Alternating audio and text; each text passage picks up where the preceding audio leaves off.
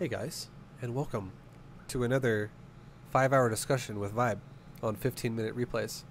Or, as better yet, known as replay analysis. Hey, let's do it! What do you think, huh? Let's talk for 5 hours about how you need to make your first 16 workers. Alright, dude, let's pause it. Just kidding. Hi guys, welcome. This is replay analysis. Welcome. I don't really have a series officially for this, but yeah, I do this occasionally on my stream, and I upload it to YouTube. So anyone who's watching from the stream, just know this will be on YouTube. And anybody on YouTube, just know I do this kind of stuff periodically on my stream, along with many other things. Hello, both of you guys. Hello. In this game, we have a Diamond level Zerg, MuffinMeistro, going up against a random player. He's not actually Protoss. We didn't actually know he was Protoss. So, MuffinMeistro is playing blind here in terms of knowing what race his opponent is. 16 hatch, I like it. Last time I watched him, he went for a 17 hatch. This time he's going for a 16. I like it. Notice how I also talk kind of like this is a YouTube video rather than a Twitch channel when I say last time instead of just a second ago. We're thinking, guys. We're thinking. So 16 hatch, 18 pool, followed by a 19 hatch. That is the build I recommended. And so far he's actually doing that this time. I like it. And then I would say a 19 hatch, otherwise you larva cap. Can we get 19? 19! No! We're going to larva cap again.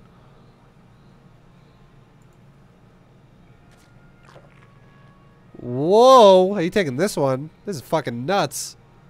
This base is actually so much more exposed than this one. If you can, I would seriously say always take this base. So you can see really quickly. I gotta do it one more time. I'm sorry. Watch the hatchery's larva. Look at this number right here. Look at this area. Watch this number. It's gonna say 3. If it says 3 ever, you failed. Just know that the game should end and it should say defeat. If this number ever goes to 3, before you have injects popping on the hatchery, the game should just say defeated, and your hatchery should explode, and every Zerg should just like their little like rollerblade hands should just go. Instead of going in the middle, just go, just decapitate themselves because your Zerg brood officially sucks. They don't deserve to live anymore. No, but seriously, try not to ever larva cap. It's really bad. It's like the cardinal sin of Zerg.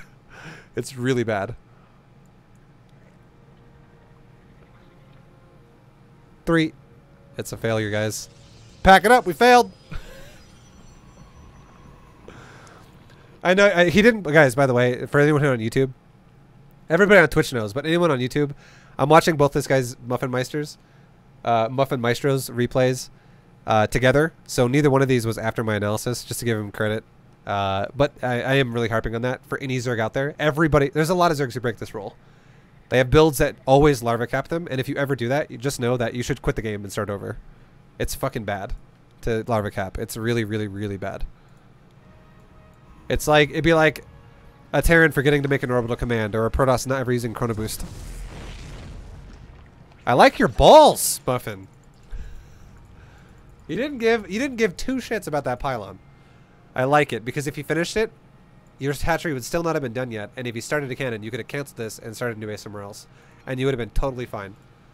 That's some fortification, some mental fortitude right there. I like it. Anyway, scouting. Immediately. Right now. Okay? What would I do if I was here playing this game right now? What would happen? This is what I would do. I would take both my queens and I would go creep tumor, creep tumor. Why, ViBE? Why? Why is that? Why do you ask? Why, huh? It's because this build is all about skipping gas to be greedier. But you're not going to be greedier if this guy goes double adept and he starts picking your drones off. And the chances of him picking your drones off are higher if you don't have good creep now. If it's 1 gate, you don't need to do that. If it's 2 gate, just know, before I even show you, I'm gonna hit everyone here to show you all vision in a second. I haven't actually looked at it yet because I'm looking off of Muffin's vision. There is no nexus right now. This does not have anything. It's just open dirt. And if this guy is playing less macro, more aggressive, I need to match that a little bit and respect that and go, all right, creep, creep, with my first 2 tumors. And there's positives with that. It means my creep spread is going to be fucking nuts versus any aggression that's going to come after that. I'm still going to eject after that. But my first 2 queens should do tumors now. Because here's what this tumor does. Let me tell you why. This tumor allows my creep to get far enough out to where the adept cannot shade into my main base while running at my natural drones. And this creep tumor over here you can put it in 2 places, here or here. But either where, no matter where you put it, you should spread it opposite. What I mean is, if you place it there, spread it this way. Spread it down this way. If you put it here, spread it this way, up, and then have it jump down the cliff. And the reason why you do this is because this creep tumor up here will give you vision if the adept instead runs over this way, and he shades into the side of your base, and he wants to run over the side of your non-creep and do the same exact fucking thing. It helps you. Vice versa, if you have a creep tumor here, your queens can go up and down and defend really easily. And also, in the future, it gives you good vision of your main for like prisms and shit like that. It makes your life a lot easier as Zerg. It really does. It's very important. But look, I'm gonna hit E for everyone's vision here. No Nexus.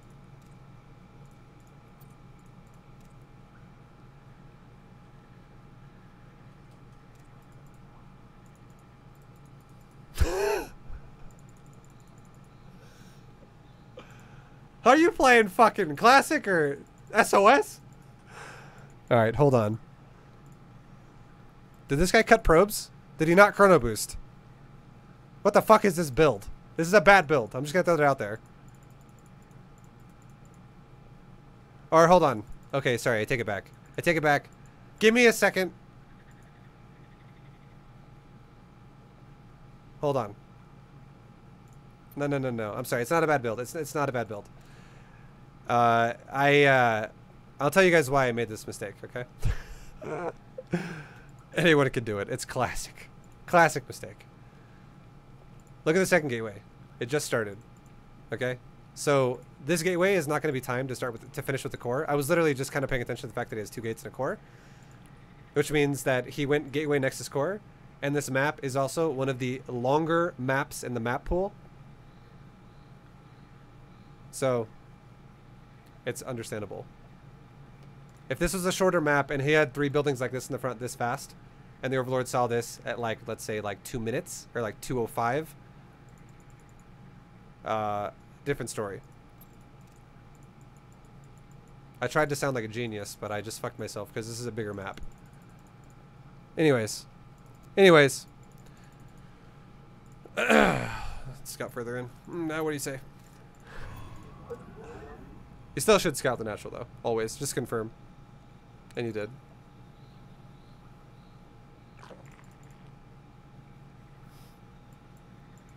You should never assume shit entirely. So I like that you still scouted it. But it is still 2 gateways early. Successful. I would still say you should get creep tumors. If a Protoss ever goes 2 gateways like that early, you have to respect the fact that he can make adepts. But yeah, that was my bad on the gateway timing call.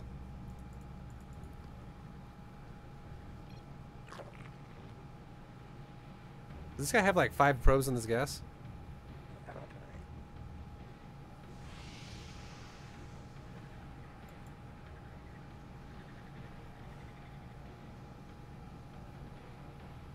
Okay. I like this. I like this. So far, what you've done. You've scouted into the main base. You should look at his gas. I swear to everyone. Okay? Gas is important. Knowing the gas is important. Now, if I ask you a question, this is something you should know. If I go, hey, do you know how much gas an extractor starts with? Or an assimilator starts with? Or like how much gas is on a geyser? How much does it start with? If you don't know that, you should know that. Because it tells you a lot of information. And the answer is 2250. A gas starts at 2250. 2250. When you're in his base, try your best to do quick maths, and just quickly add it up. You can literally just, for the sake of simplicity, look at the first 2 numbers and subtract it from 22. Okay? So looking at this, obviously, you're like 2170, you'd be like, oh, about 100 gas. He's near the middle, about 100 gas. It's 80. exactly. But you don't have to fucking be exact. You just want to get rough estimates. Okay? Now, look at this one. We have 1930. 22 minus 3. 19. He's mined about 300 gas. Doesn't have to be exact. Doesn't have to be 316. Okay? It's just rough estimates. 300, 100. He's mined about 400 gas. Okay? In total. So if you can do that quickly, just really, like, just go click it, and go, okay, about this much gas has been mined. It gives you an idea of what's happening. And just let you guys know, about 400 gas, it's a lot of fucking gas. That means that this guy could easily have a Stalker, a Warp Gate upgrade, and any tech building he wants. He could have a Stargate, he could have a Robo, he could have a Twilight Council. Anything he wants could be started right now. He could even make 2 fucking Stargates right now. Or he can make a Sentry. Stalker is 50. Warp Gate is 50. Every single tech building except for a Stargate for Protoss after the core is 100. Stargate, though, is 150. A Sentry is 100. He can make a lot of things with this gas right now. This is a lot of gas. And if I was you, I would be thinking that this guy is... This is what this means. This guy's mineral income already... This is like GM level analysis, but this shit that you can apply to your games if you pay attention. Already, the amount of gas this guy has mined means that this guy has undersaturated his mineral line at some point during this game. There has been a undersaturated mineral line, which means that this build is slower than it could be, which is similar but not exact to capping your larva as Zerg. It'd be like he's just mining more resources than he needs, I would say, at this point in time. Like, it's going to be a little less efficient mineral-wise, which makes... automatically, if I was playing Zerg, I would automatically go, okay, this guy's probably more aggressive. That's what I would say. Mentally, I'd be like, mental check note, this guy is probably a more aggressive Protoss, because he cares more about teching faster than he does about optimally saturating. It's a fucking tell in a player's playstyle. So I imagine this guy's going to be really fucking aggressive with some type of tech. Like, some type of high-tier tech, like a DT, Oracle, some shit like that. Something like that. It could be mass units too, like a pressure. But I imagine aggression is in this guy's future. It's not going to be passive play, because if it is, it's inefficient. There's no fucking reason to be this gas heavy if you're defensive. Things like that make scouting make a lot of sense.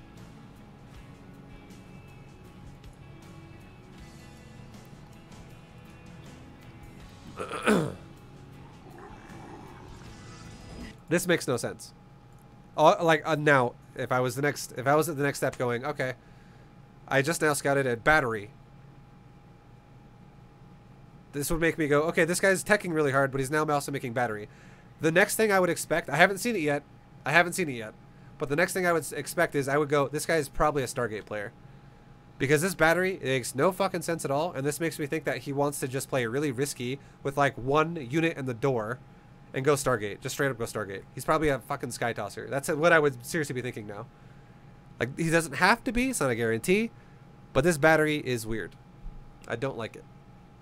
Or either that, or this guy just doesn't really feel confident in the way he scouts, and he's also paranoid about Zergs like Baneling all-inning him or Zergling all-inning him. Maybe he's fucking paranoid about that. So he's like, I'll just make a blind battery because it keeps me from dying. It would make me think that this guy's build is inefficient. That's what I would think. Or he's going Stargate. He's going Robo. It's inefficient.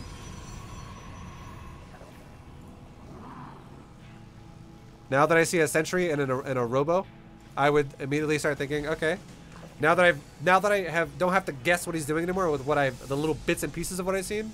Now that I have like the whole piece of the puzzle, Immortal. And what is that? You just saw what that was. A council? Oh shit! Oops. These are little pieces of the puzzle that make a lot of difference. Okay? It changes depending on what you see as well. So a second ago, I just said Immortal Sentry, right? Because when you make a Sentry and you make a Robo first, what the fuck is the reason of making the Robo first? Because you want to make units out of the Robo. And what you can make out of the Robo right away: an Observer, a Prism, or a Prism, or an Immortal. And it's most likely not going to be a Warp Prism Pressure with gateway units, because this guy has 2 gates and he made a fucking Sentry. Sentry's not going to do anything by itself, and it's not going to really do anything if you have like 4 units by the time you have Prism over there. And when you like warp 2 units at a time, Queens and newly made Roaches will easily shit on that.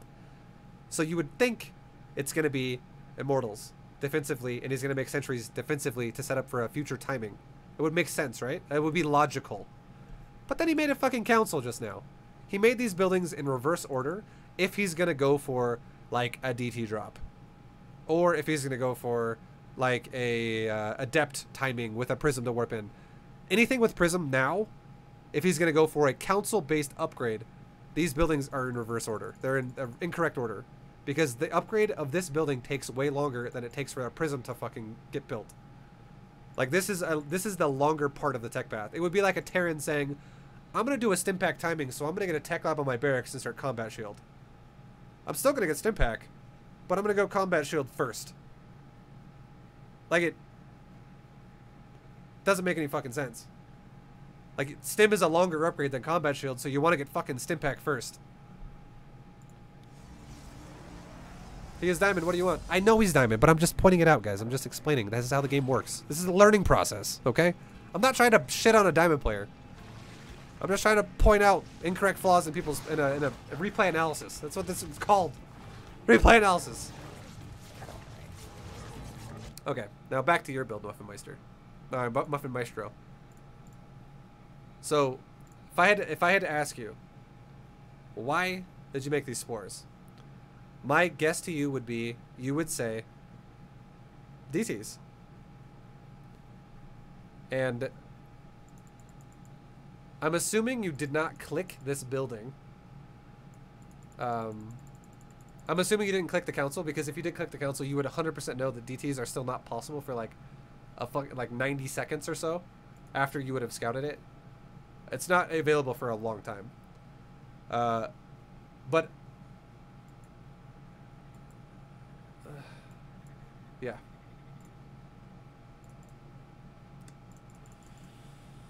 I'm gonna go back to your build earlier too. I want to see when you take your gas. I kind of like looked at your scouting a lot, and I want to look at your build.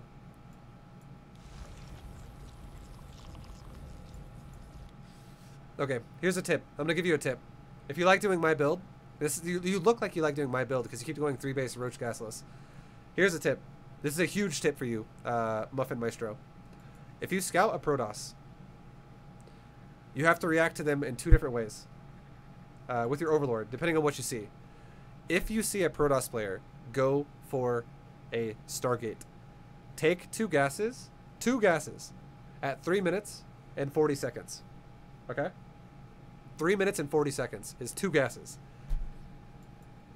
Because by the time he has any type of adept or any type of ground unit that will accompany the air units, you will have Roaches and Roach speed on the way and a layer. All that shit will be on the way in time if you take 2 gases at 3:40. It's the first 2 gases. 3 minutes, 40 seconds. You'll be totally fine. It allows you to have more larvae spent on more drones, and you're gonna be well off. Now, if you scout a Protoss who shows you nothing, or you just haven't seen it yet, you need to, if you see a council, or first off, if you see a council, 2 minutes 50 seconds. Okay? 2 minutes 50 seconds if you see a council. Now if you see a robo, or if you see nothing, 3 minutes. 3 minutes is what you should do if you see literally nothing. If you're like, oh fuck, he hasn't shown me his tech yet, and we're at 3 minutes now. I don't know what he's doing. Take 2 gases at 3 minutes. Because what you can do at 3 minutes is, what you should be doing at 3 minutes is you should now be scouting back to his other pylon, and you should get ready for the idea of scouting for a proxy with like a couple, like 2 Zerglings. Like have 1 link run across this side of the map and have 1 link run across that side of the map. Okay? Both sides of the map get scouted by a Zergling. And at 3 minutes, if you haven't scouted what he's doing, you're preparing for the possibility that he's going for a Twilight Council based opener, and you're going to blindly get ready for that. And if your gases finish in your base, and let's say you just started saturating them, you like just started mining them, and you're like, oh, a Stargate. Losing 2 drones because you scouted a little bit incorrectly, or he delayed his tech a little bit, is okay. It's not the end of the world. It's very like this build is greedy, so it's not going to fuck you up that much if you now just go, oh, you went Stargate. Do not mine the gas at all anymore. Take my drones off gas, and I will resaturate them around 4 minutes. It's not the end of the world. It's a lesser evil if you scout incorrectly like that, compared to always taking your gas at like 340 and just straight up fucking dying to like a DT timing, being like, well, I'm dead, or a charge lot timing, oh, I'm dead. You have to prepare for the stronger, more aggressive opener if you're blind, which is a 3-minute double gas. And if your Overlord, let's say your Overlord scouts here, you see nothing. Your Overlord then scouts to the main, you see nothing. You can pretty much guarantee you're getting proxied then. It's very likely. And at that point, I would still recommend, until you see a proxy, you mine the gas. You just mine the gas, and you try to make drones, because chances are the more scary all-in that's going to kill you is a gateway-based, council-based all-in. Charge lot, adept all-in, DT all-in, stuff like that. You can deal with an Oracle, no problem. You can just have like queens shove it out first if you don't have spores, build spores, and you'll be okay. But if it is a Stargate, then yeah, you build spores. You really don't want to build spores though if it's not a Stargate, is my point that I'm trying to make here. Because you blindly built spores against some, or you actually built spores even though you scouted a robo. And the reason why I don't want you to build spores if you scout a robo is because if you take double gas at 3 minutes, if you see nothing, or at 250 if you see a council, is because if you take gas at 250, if this guy's DT build is at like the most fucking efficient DT build ever, if it's the most efficient ever, you will have an Overseer and Roaches in time to kill it. You'll shove it away. You'll easily stop it as long as you make the Overseer between your bases. If he has a Prism, go over here. Make DTs. Come over here. And your Overseer's right here. Your Overseer can fly down and save your base. This base, I don't recommend this base, by the way. This base is much better. Because this base is further away than you might think. This base is really fucking exposed. Like if your Overseer was right here, for instance, an Overseer could run there, cover your natural, run there, cover your third, and run there, cover your main. Super easy. And again, 250 gas. If he takes a council first, that keeps you safe from a DTL in. Very easy. Like your Overseer will be ready before the DTs are even warping into your base or walking into your base. Now, if you take gas at 3 minutes, if you're blind, you can still have an Overseer, but it's a little bit greedier. It's a little bit safer. Because it may have been a Stargate, so you're playing the odds. But what will happen then is, if there are DTs, you will have to run your drones for about 3 seconds. Because instead of having an Overseer flying into the DT as it's like walking in, and like your Roaches are shoving it away, your Overseer will be flying in as he probably rounds the hatchery. Like your drones will have to go like from here, run over here, Roach Overseer will come down, save the hatchery, and then your drones can go right back to mining when he like loads in a prism. So it's not as efficient as a 250 if you know it's DT, but you don't know it's DT. And the only build that 250 is really designed for is a DT opener, which is really fast council. That's a very high chance he could go DT if he goes council immediately after a core. But if you go 3 minute gas, it's really good against every other council opener or robo opener, be it Immortal Sentry all in, Immortal Zealot all in, Charge Lot all in, fucking Adept all in, Stalker all in, all these kinds of things. 3 minute gas is great because it gives you a little bit more of an edge of economy of your drones, but it's still safe enough to defend all these different types of timings. It's just mildly inefficient against a DT all in because you have to pull off the mineral line and go right back to it again. Does that make sense? But if you're blind, you're playing the odds that best suit you. So you have like most of these situations covered really well. Only one now, which is now the 3 minute gas instead of 250, has to be dealt with in a little bit of a different way.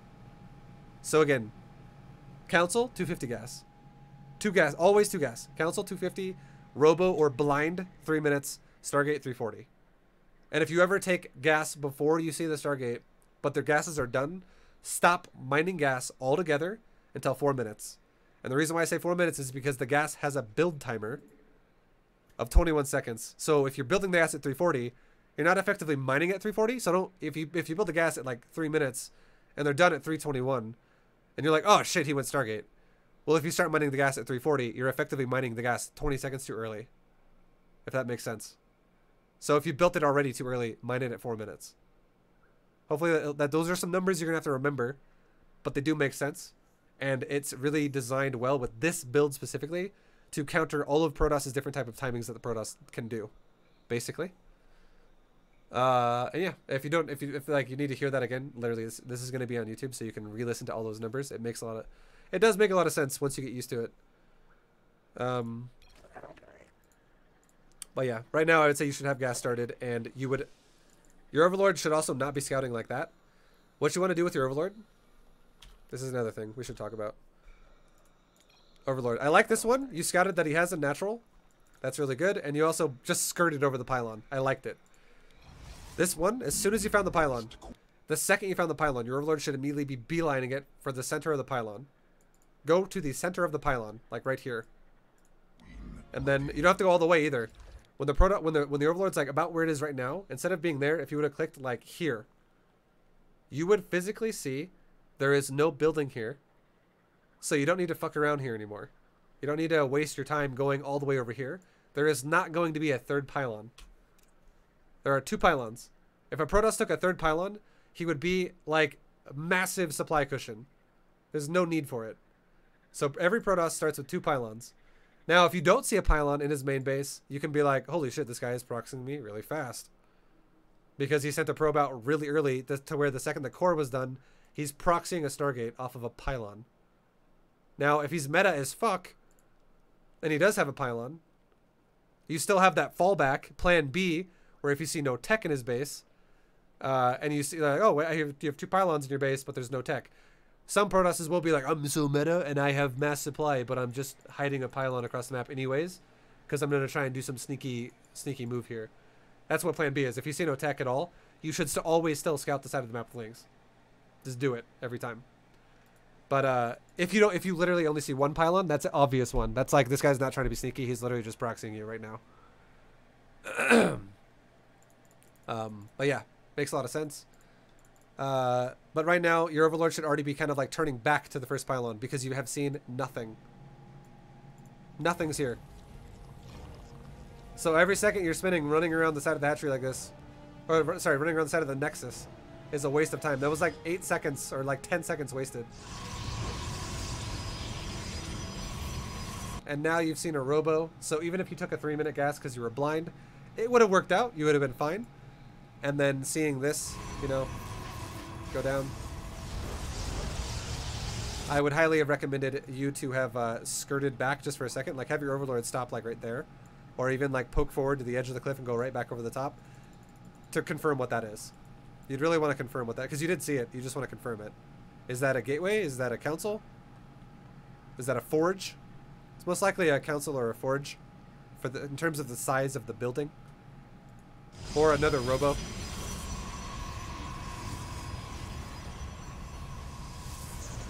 But yeah.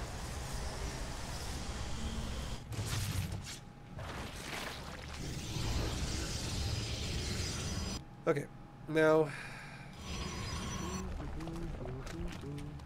your drone count this game is much better. Look at your drone count, 62 at 5 minutes and 20 seconds. You were at 60 drones at 7 fucking minutes last time. And I know the guy was looking aggressive and you got kind of panicky, but this is looking a lot better. This is fucking scary though where your layer is.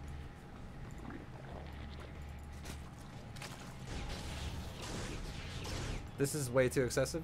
Double hatchery is a bit much.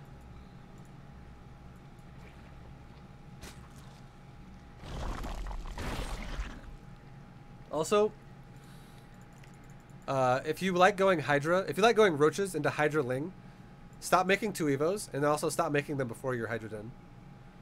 The timing of your Evo chambers should be 1 Evo chamber at the same time that you build a Hydra Den against Protoss. You do not want to get both upgrades simultaneously. What you want to do, because this build skips Zergling speed, right? What you want to do, like for early game, what you want to do is you want to get range weapons because you're going Roaches, and you're also going Hydras behind it, which is what I do. And you're going to max out the first time on Roach Hydra. Lings have no fucking place in this situation, so getting a melee upgrade is literally a waste of your money. It's a waste of a drone on an Evo, and it's also a waste of your money on the fact that you're fucking making the upgrade, because you're not going to even use it yet. After +1 weapons for range is done, you go +1 melee all the way to level 3 melee. Because then you're going to start actually, once you max out on Hydras once, you're going to remax into either Hydra Ling or Hydra Ling and something else. Hydra Ling Lurker, Hydra Ling Baneling, Hydra Ling Broodlord, something else. You'll start slowly replacing Hydras into more Ling and the whatever unit you're attacking into. But yeah, and then eventually, I always do Broodlords, so eventually melee upgrades just benefit Broodlord and Ling, and as I lose Hydras, I never replace them, and I instead replace them with a better unit, like a Broodlord or a Corruptor, and then I never make Hydras again. Like, Hydras are just kind of gone. But then, when I get level 3 melee, I go back to getting level 2 and level 3 range weapons because it upgrades infestors. All this is done off of one Evo chamber. And then, if the game's still not over yet, and it's kind of like a long in-game stalemate situation, I'll go for Carapace. I'll just get Carapace because it makes Lings better against Zealots. If you get level 3 Carapace, because it makes Lings take 3 hits to die instead of 2. And that's about it. That's how your upgrade should go. Stop getting 2 Evos against Protoss. It's not necessary.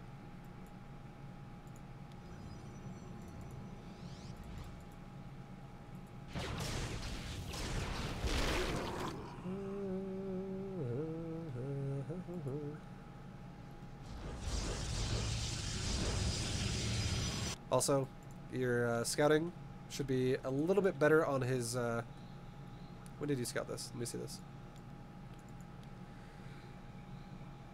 You're missing a big step of the build too. Especially in the sense that you've played against multiple gateway openers both times. You have played against Protosses that have gone multiple gateway openers both times. What you should do is every game you should be going for 4 queens, like you have. Or you have 5 queens actually. I think you should stop at 4. Unless you're playing against like Void Rays, you should stop at 4. And you should be making around like 20... Around the time when your Overlord is scouting into his base the first time. If you see a double gateway opener, you should make like 6 Lings right away. And if no Stalker has attacked your Overlord yet, by the time your Overlord gets to the pylon, his second pylon, make like 6 more Lings. And even though these are slow Lings, if you have creep, it doesn't matter. Just fight on creep and you can zone out the Adepts, no problem. And then you make drones behind it. Non-stop drones. So you have 12 Lings versus 2 gate openers. If it's a 1 gate opener, you can make 6 Lings and you're good. And you're fine. And, you know, you're good to go. Especially if he loses his Adepts. Because a Queen Ling on creep against an Adept, Queen Ling will kill it. You're playing really risky by the fact of not ever getting Lings. Because the Lings have 2 purposes. One is they shut down the early Adepts really, really fast. The second is all these scouting things we just talked about with the pylon. It allows you to have 2 Lings, 1 on each side, to go scout the sides of the map. This guy even has Adepts, he just doesn't use them. Better Protosses will use their Adepts. But it lets you scout the sides of the map for proxies, if that's a possibility, if you don't see tech in his main. And the second thing it does is it lets you sit a Ling at his third base. The time you want to send a Ling out is around 4 minutes. Right around 4 minutes, you want to send out 1 Ling to each of his possible third bases. And you want to see if he's taking a third. If he already has a third started before 4 minutes and 30 seconds, this guy is fucking greedy. I would say if this guy has a third down by like 4 minutes and 20 seconds or 4 minutes and 10 seconds, and you scouted what you scouted already, a Robo and 2 gateways, it means that this guy's not fucking building units at all. He's literally not building units, and he has nothing defending it. I'm not telling you that you should attack that, but I am telling you that expanding again would be totally fine because you're playing a macro game. You have no way to punish it right now, but you do have a way to be greedier than it. Because you can just be greedy. You can just fucking expand again and make drones. You have no way to feel... There's no real fear of pressure. If he has an expansion down by like 430, like actually at like 430, that's still kind of greedy. I would say he might have a couple units, but it's still kind of the same terms. Like there's really nothing that's going to attack you. Maybe like a couple of Adepts, but that's about it. If he has a third down by 450... that's standard. That means he's still producing units out of these production facilities, but he does not have like an all-in coming to you. If he takes a third by, and then this is when it gets really technical. 450 is when it's 450 is the base level of standard. 5 minutes, add 2 gates to it, so 4 gates now.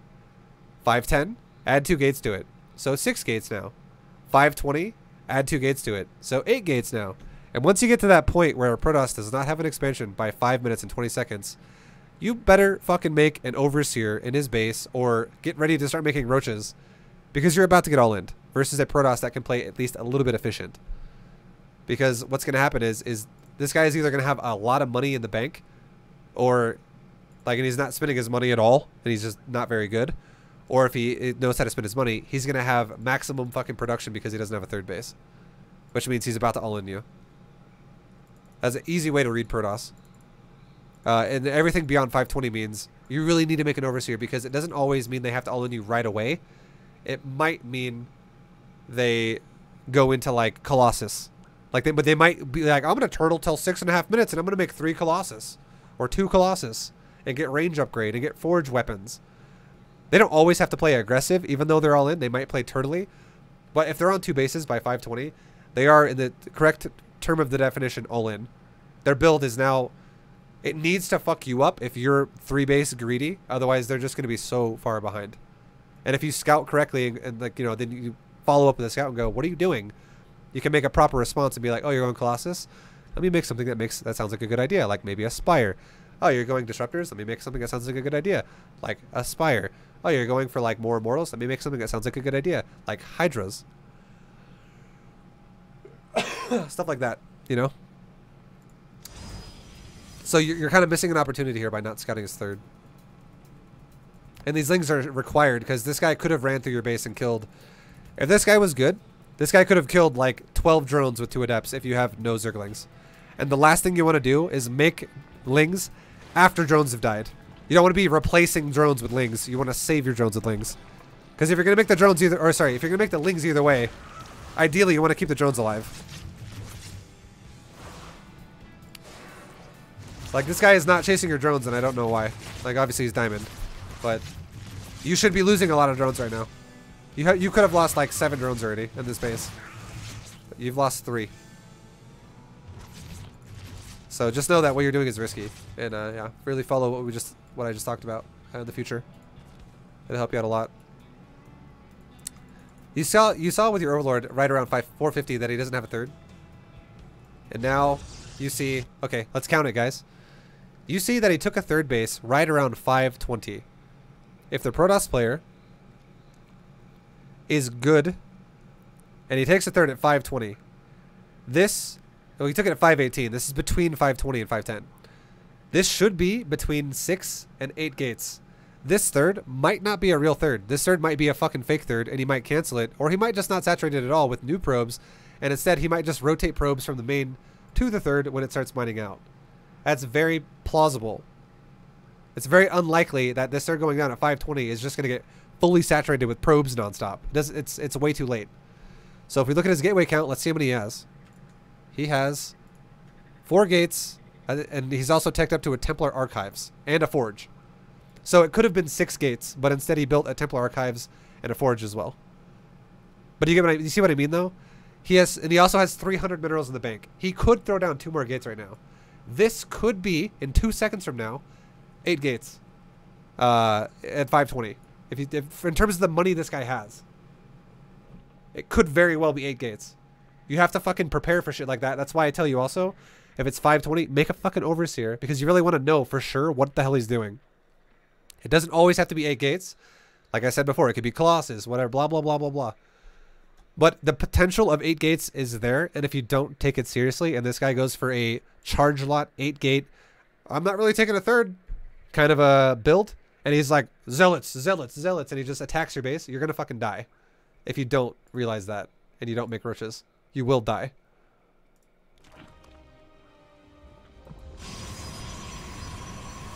So that's it's very, very, very important to know with this build. Because this build, the thing about this build is, the reason why these numbers I'm telling you are so important is because this build, even though I tell you to make Lings, it's not speedlings. And if you don't have speedlings, you do lose a lot of map control. You don't have any, basically. All you have is scouting potentially, but you have 0 map control. So you have to be very well versed in knowing what the Protoss is capable of. And if you feel like I talk too fast, watch this again and again and again and memorize those numbers, because that is everything Protoss is capable of. This game is all about, like, your standard macro game, what Protoss can do to you.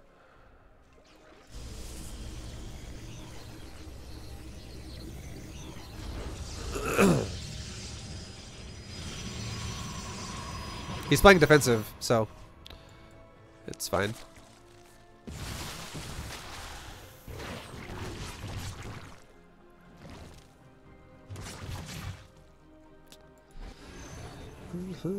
Good defense. That was good defense. Your creep spread, once again, I think your creep spread should be better a little bit. It's not terrible. Your creep spread here in front of your third base is beautiful. It's really good. But I think your creep spread around the front of your base could probably be a little bit better.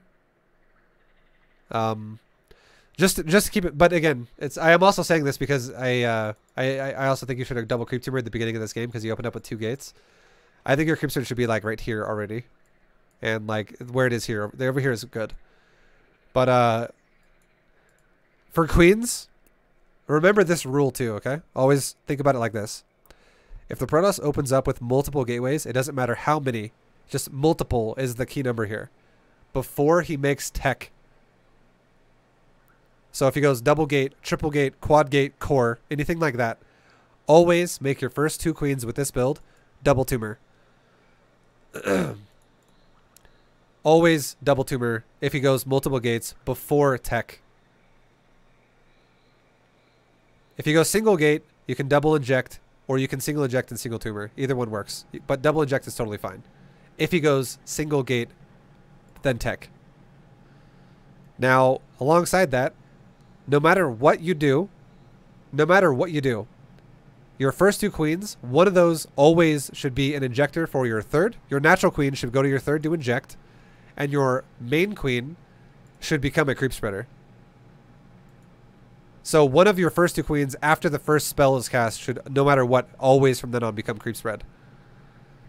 And it's really dictated on if you're the kind of guy that's like, oh, it's a single gateway, I'm gonna double inject. Okay, well then what I would recommend you do is you should probably you make your natural queen always goes to the third, and then you can pick and choose.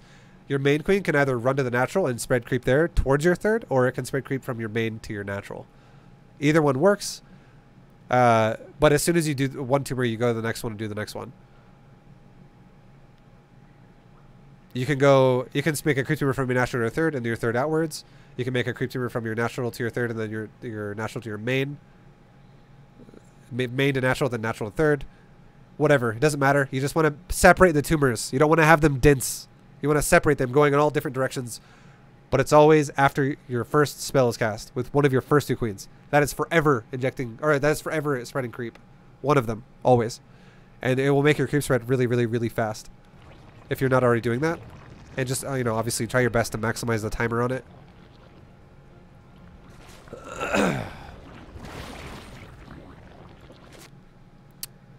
This is too early. If you're going to make static D, if your plan is to make static D like this, you're like, I'm worried, I'm paranoid about, I'm getting ready for,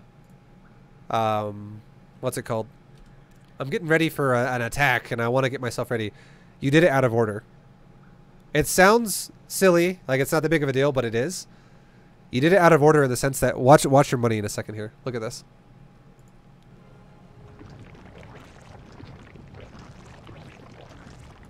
Okay.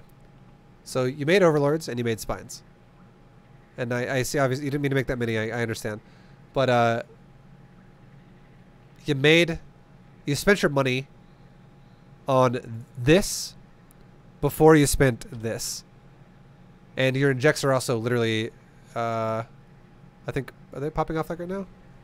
Or they're just generating? Yeah, you have 5 hatcheries, so they generate fast. But look at your larva right now. And look at your minerals and look at your larva.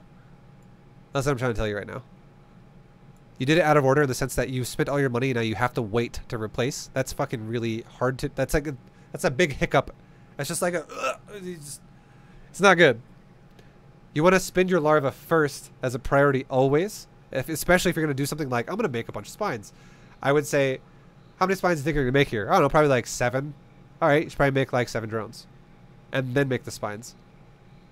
Because even if you spend the money on your drones and then you're like, all right, well, I made 4 spines and I have to wait for the last 3.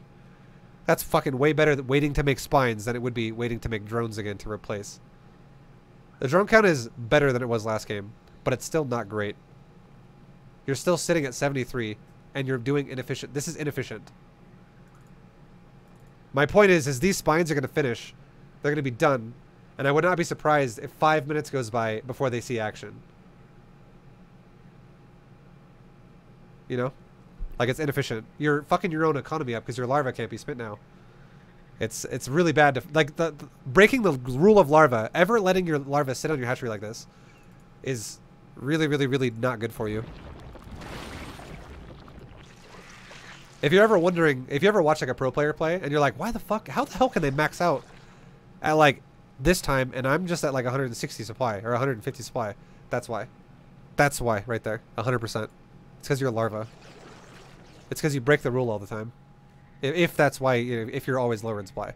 It's because you're breaking the rule of larva. You're inefficiently spinning it.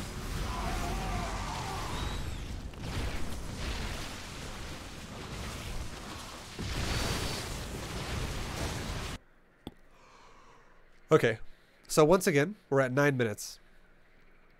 This is another game where if we look at the resources lost, you were greedy this game. But if we look at the game, this is another situation where you could be maxed out again right now. You should be, actually, this game.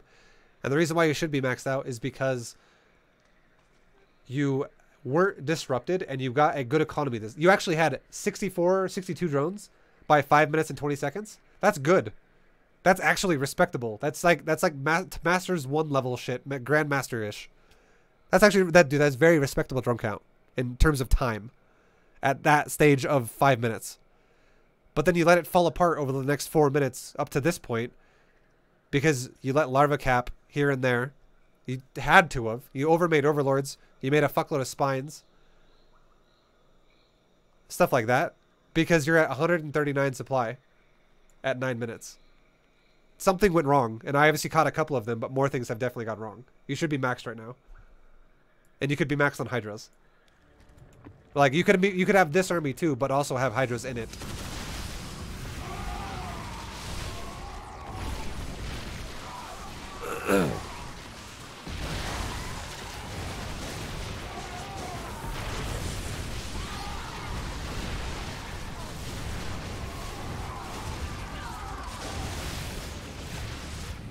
You still managed to defend. It's good.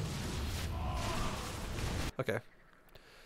I like it. I liked it up until that. Like, your micro was not bad. I think your micro is above your league, by the way. I think your macro is your weak point. I think your micro is like Masters 3 level probably, and your macro is like your problem of as to why you're trying to why it's hard for you to improve. But I do think you have some decision making issues sometimes, and here in this one, you just took a great fight, right? You took a great fight, but look what you're doing again. You're doing the exact same thing you did last time. Where's your hydras? Do you have the upgrade already? You actually do have the upgrade. You have speed, which is, I guess, a little bit of a saving grace here. I was going to be like, it's even worse if you have no speed on hydras. But you're pushing off creep with a small army into Charge a Lot Immortal again. And the reason why this is not great is because when you're fighting against immortals, the goal is to kill the immortals.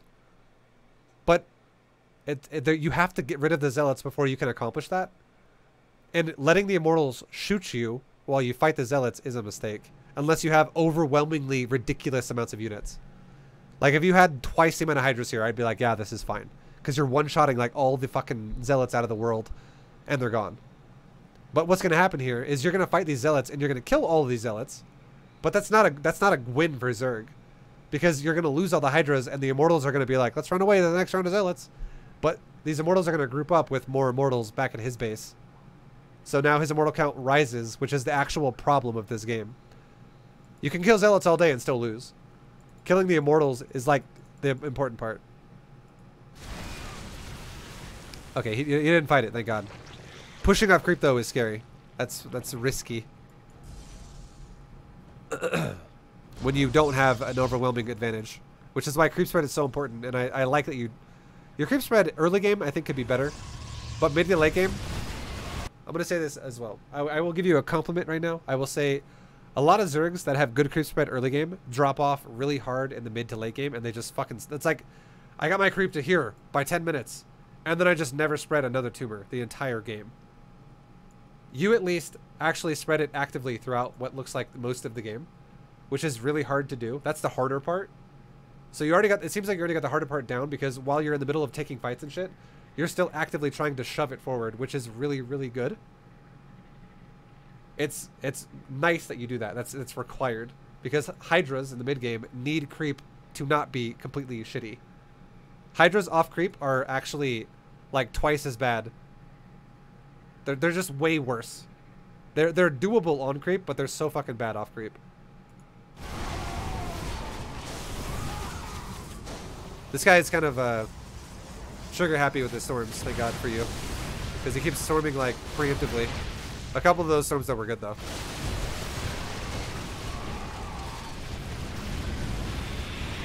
You see what I mean though? This is you killed all the zealots, but you didn't kill a single immortal. And now all those Templars that just stormed the shit out of you to soften you up so that the immortals could kill you are now becoming Archons. So you have successfully bled your army out, and now you have two choices. Like, realistically, you got no damage done there. On it, like, no actual damage was done to him. You traded army to army. And it was army that was more important to you than it was to him. He traded minerals for your gas, basically. And now you have a choice. Are you going to wait and just be like, well, hopefully he doesn't attack me, and I'm just going to go Broodlord? Or are you going to make Hydras again? And if you're going to make Hydras again, it's going to delay your Broodlord even longer, which means that this army now, every time you delay your Broodlords, if you're going Broodlords, every time you delay them more and more and more by taking incorrect fights, is a bigger window you give your opponent to kill you. Because if your opponent gains, like, let's say his army next time you fight, we'll watch what you do. But if it just grows, simply put, TLDR, if his immortal Archon count grows and you don't have some way to deal with it, your chances of losing increase every time. And you're doing it again. This is not good. You killed one immortal, and you just lost about 13 Hydras. And now look, you're making a Corruptor, you're making 6 of them. And if this guy were to push you, what do we have to defend ourselves? We have 15 Hydras. You just lost like 15 Hydras to that last army. You would 100% lose again. If he pushes you, you're going to probably lose a base. If he does it quickly. If he lets you remax for a while, then sure. Then maybe you'll be fine, but... And also, this sucks too. Not only does losing your base suck if that eventually happens, but losing this also really sucks because you just lost a lot of map control. Every single second you give the Protoss to be like, creep, tumor, creep, tumor, creep, tumor, creep, tumor, he's just wiping out your... He's like, and I just wiped out 20% of your map vision, which took you like 4 minutes to get. Or 3 minutes to get. Like, it sucks really bad when that happens. This gives the Protoss so much more control of the game. Because now you don't know where he is as much. And you're using an army that is a fucking slug in a minute here, which is Broodlords. And Broodlords really need to have vision to be able to know where to be and when to be.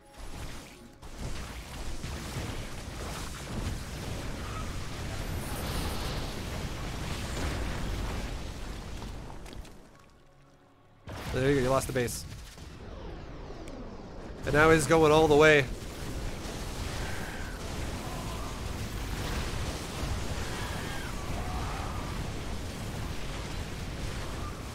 And now there's really no coming back. You have now... It's the point of no return. You have taken too much damage, and even if you kill this army, he can just rebuild an army and kill you again. Like, he can keep flooding you, and you'll never recover.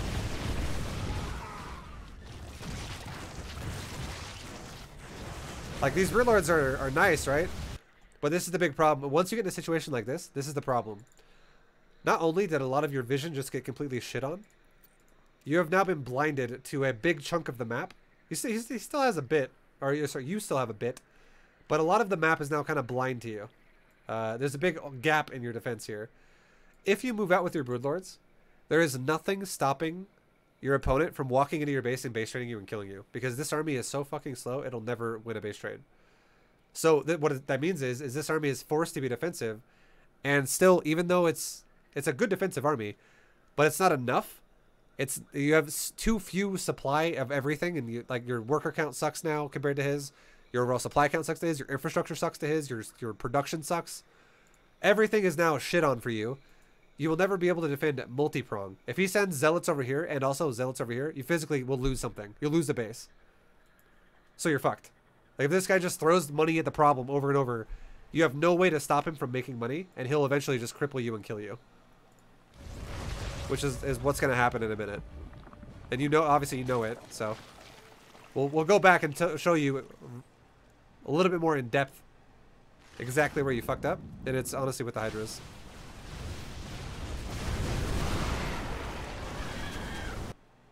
So it's right here.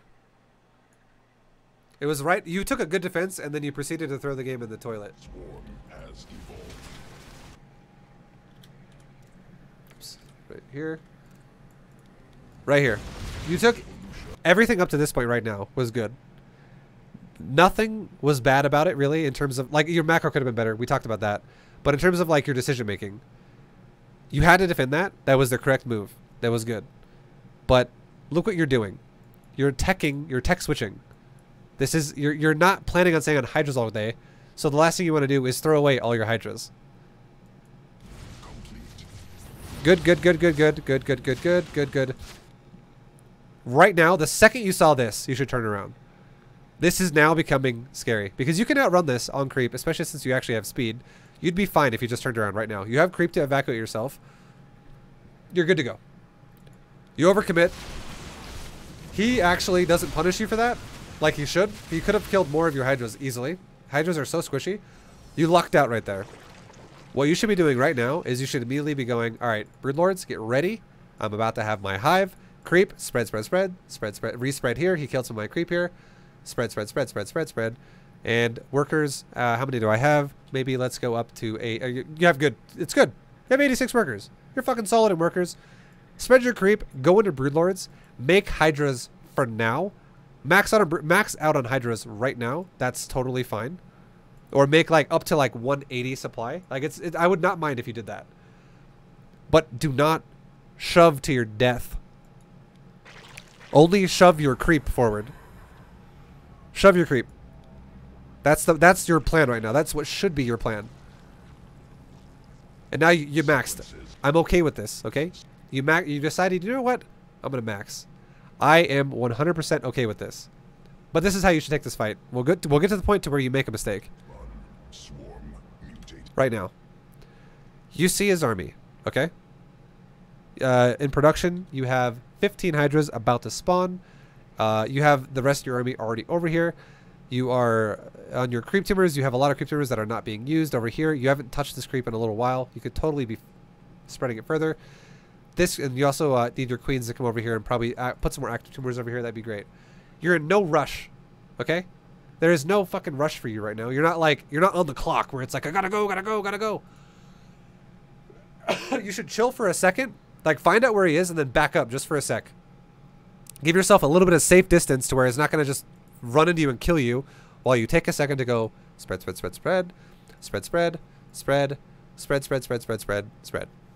And while you're spreading, your units that you just built are going to go, let's group up with these. And then once you get your army together, your creep over here could be like right here. Your creep over here could be like right here. It would be like, seriously, like by the time your army grouped up, this trimmer would be done. It'd be like 20 seconds from now. This trimmer would be done, and the creep would be like probably right there, currently spreading towards right here. And it would give you an ability to use creep more and more. And you don't want to shove him. You want to pull him to creep. Poke him and pull him. And every Hydra you lose at this point is not dying in rapid succession. It's not like, well, my supply at second number 10 was 200. And then at 18 seconds, so 8 seconds later, it was at 110 supply. I lost 90 supply in fucking 8 seconds. No, you don't want to fucking take fights like that. That's really bad. You want to slowly trickle Hydras out and replace with better. You want to keep the pressure on his side of the map, not just throw everything in the garbage can and be like, let's fucking make a new one. Just, like, you have to understand, you can 100% control what your opponent does. And By throwing your army away, you have now told your opponent, yeah, come attack me. You have successfully killed my fucking army. Come get me. Yep, that's confidence for you right there. Come kill me. Sound good? But if you just go, if you poke him, Hydras have better range than every unit in this army, again, except for Immortal and Stalker. And he's got one Stalker, and he's got some Immortal. You have way more Hydras than he has Immortal, though. You have 31, soon to be 46 Hydras against 5 Immortals. 46 Hydras will absolutely take a massive shit on 5 Immortals. If that's all that's fighting each other, okay? Obviously, he has Storm, he has Zealots, he has Stalker, one Stalker, he has a Sentry. He has other stuff there too, but the only thing that's a problem, if you go poke, back up, poke, kite, pull him to creep. If he doesn't chase you, poke him again. The only thing that's a problem is the Immortal. You can get rid of everything else if you just back up. You can kite the Storms, you can kite the Zealots, you can kite the Stalker. You might get tagged for a split second from a Storm if you're not standing in it. Because if you're already backing up, a Storm literally does almost nothing, or nothing at all if you completely dodge it. So it'd be great if you lost like 10 Hydras, and you kept, instead of like having 46, you had 36 Hydras, and 10 of them died. And you made 10 Corruptor, because the Corruptor and the Hydra have the same supply. And then you take another fight. After the Corruptors are done, Corruptors are already out waiting. You're maxed out, Corruptors are here. You take another fight, you poke, you lose 10 more Hydras. Now, instead of having 36 Hydras, you have 26. Because you kept poking and backing up, poking and backing up. And now suddenly, those 10 Corruptors are now 10 Broodlords. And you're maxed again. And then let's say he gets ready to push you. Well, now you have 26 Hydras and 10 Broodlords ready to fight his ass. Rather than being in a situation where you threw an army away, lost it, threw an army away, and lost it again. And we're like, fuck now, Broodlord, fuck it, let's do it. My thought process here was that I wanted to kill him before he could get AoE and more Zealots. Yeah, well, what's the thought process here then? I would say that if your thought process is to kill him before he gets more Storm and stuff like that, delete this. This should be a layer, and you should have a Baneling Nest with Baneling speed, and you should just fucking... You should be doing a timing much faster and much more powerful. Because you're playing you're doing the same thing. You're playing half of your build is all-in, half of your build is macro. You have like an all-in mentality with how you're making your decisions with a macro playstyle. You're like, I'll go Broodlords, but I'll throw my army away at the same time. This army is so fucking weak off creep because it is not supported by AoE. And if you notice in my games that I play, I never, ever, ever take a fight against Protoss off creep unless I just took one on creep and I shit on his army. The only time I ever push a Protoss off creep is if I just killed this army on creep a second ago. And I was like, well, he just lost everything. This is now our time. Like, you have every advantage if you extend this game for another 2 minutes. This army sucks ass against Broodlord. It can do nothing against Broodlord. Unless you have no Broodlord and he kills it as it's morphing and it's like under 1 Broodlord with 5 Archon. Then sure, he's going to kill it then. But if you had like 10 Broodlord and this army just sitting here, like, you would have been better off, seriously, just sitting there, and you could have even taken 5 Hydras or 10 Hydras and just right-clicked his fucking base and let them all walk in and die, and did nothing. And then once you make the Corruptor and they're done, and the Greater Spire's done, do the same thing. Walk them in and die, and they do nothing. And you would have had an amazing fight with the Broodlord, and Hydra supporting it, compared to what you did here, where you lose them all and rebuild Hydra. Because watch what happens. Watch your production. You have the Greater Spire ready. It's already going, and you build Hydras again. You spend your bank in your larva. You physically don't have enough gas to build Broodlords because you keep building Hydra. Because you keep losing them, is my point. You keep throwing them. You built another 12. There's no way you get Broodlords now, again. Your bank, like, you just successfully threw an army away. And yeah, that's about it. That's all. That's it for that one. Your economy this game was better, a lot better than the first one. I would say it's still not perfect because your macro wasn't perfect because you definitely were very late on a max. But your drone count looked a lot. I didn't look at your drone count this time and want to throw up in my mouth. It was a lot more respectable this time. But your decisions are still, both games were very questionable. You're doing like, you're way too aggressive. for how you're trying to play. Have confidence in your hive, because it's what you're going for.